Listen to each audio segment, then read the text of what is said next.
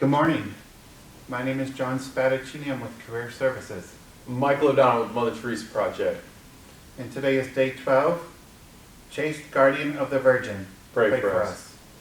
So Michael, Yeah, day 12 was tough. day 12 was tough. It was all about chastity and celibacy and living a chaste life. Absolutely. Yeah, no, definitely a challenge, I think, especially in our times. But, ever since the fall, I think humans have definitely been challenged with purity.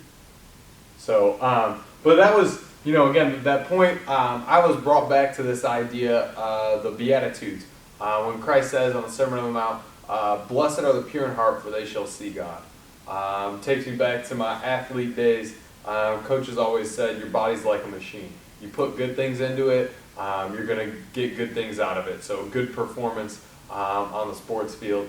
And I think this translates into our spiritual life when we're exposing ourselves to things that model truth, beauty, and goodness. We're going to be able to see that more in other things around us. So, what kind of movies are we watching? What kind of TV shows are we watching? What kind of music are we listening to? All of those things, I think, have an effect on the thoughts that we have an effect on our attitude towards different people.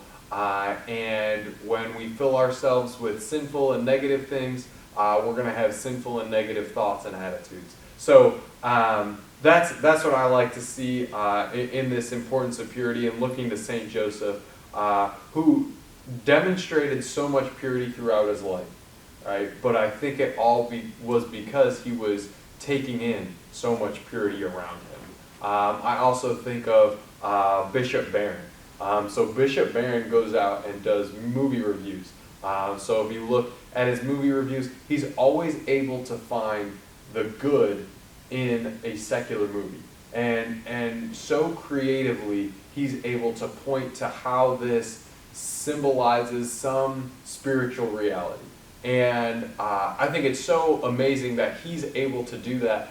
And I think part of the reason he's able to do that is because he's always taking in, always reading, spiritually feeding books, always reading and exposing himself to things that are modeled after God. So when he's seeing things even made by the secular world, he's able to see God in them. So going back to that idea, blessed are the pure in heart, for they shall see God.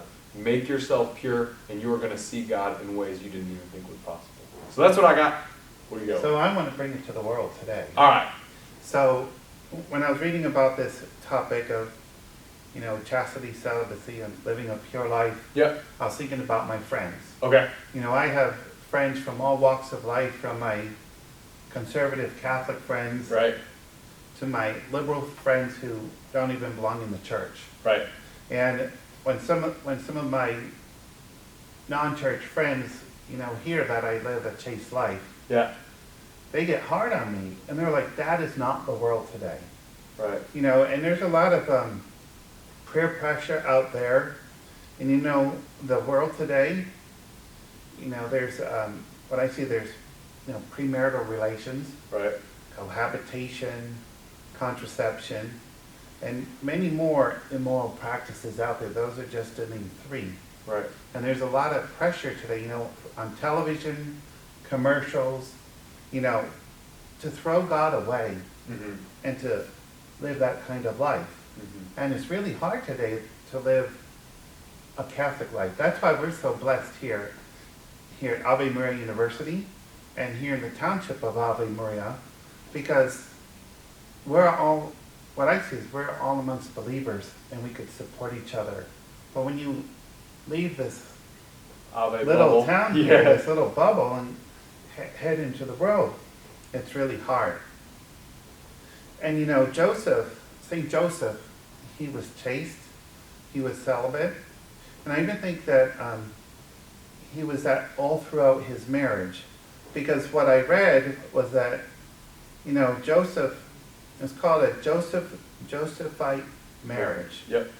So that with his vocation, he was open to love Mary, so had the heart, had the mind, and the soul. Mm-hmm. So he was able to love Mary in all of those ways, but not the body. Mm-hmm. And And Mary knew her responsibilities, and she was praying that God would send her a man that would be able to protect her virginity. Mm-hmm. And that's what St. Joseph did, was protect her virginity. And he never had physical relations with her. Mm-hmm. So there was some discussions, that Jesus had brothers and sisters. Right. But he didn't. Jesus was the only son that Mary had. Mm-hmm. And I think about the work that Joseph had. That was so huge, for Joseph to be the protector and to protect Mary's virginity, because she was a beautiful woman. Right.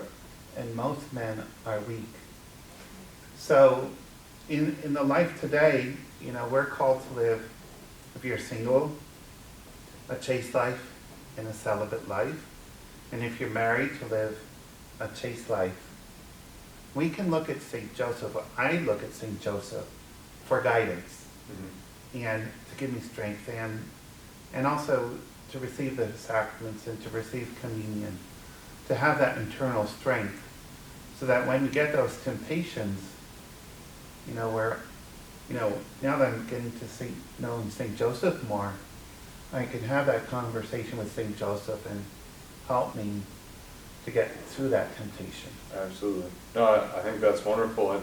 And going back to your point of the beauty of Ave Maria is we're surrounded by like-minded people. And that's what I encourage you guys to do. Even for our students here, when they leave Ave or when they go home for the summer, sometimes they're not surrounded by those like-minded people, and it can be so hard to find that support system. But when you put good into your body, you're going to get good out of it. So just encourage you guys to practice purity. Great way to do that is continue reading along with us. So. See you tomorrow.